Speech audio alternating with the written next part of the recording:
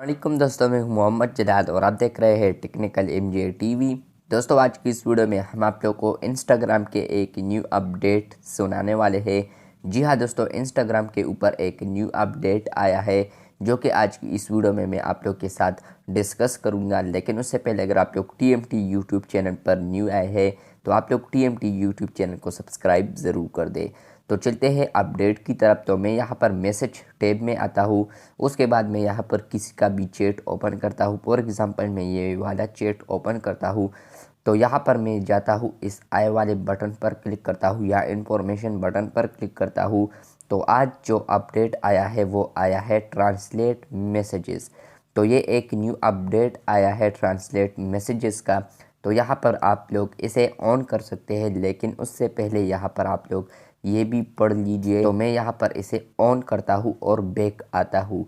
तो बैक आने के बाद यहाँ पर आप लोग देख सकते हो, यहाँ पर मुझे बहुत सारे हिंदी में मैसेज आ चुके हैं इस अकाउंट से। और उसके नीचे मैसेजेस के नीचे यहाँ पर लिखा है सी ट्रांसलेशन। तो जब मैं यहाँ पर सी ट्रांसलेशन पर क्लिक करूँगा तो यहाँ पर आप लोग देख सकते हैं वो ट्रांसलेशन हो जाएगा इंग्लिश में। ये हिंदी ज़ुबान है, यहाँ पर ये देखिए ये हिंदी है। लेकिन जैसे ही मैं सी ट्रांसलेशन पर क्लिक करूँगा तो यहाँ पर आ जाएगा how are you Pakistan, Pakistan technical MJ TV. तो यहाँ पर आप लोग लास्ट वाला मैसेज देख सकते हैं कि ये यहाँ पर लिखा था कि टेक्निकल एमजे टीवी।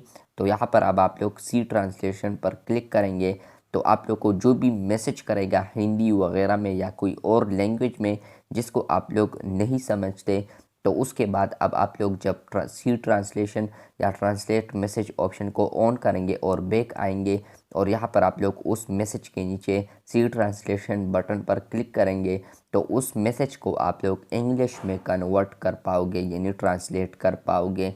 तो ये एक अच्छी अपडेट है इंस्टाग्राम की जानिब से।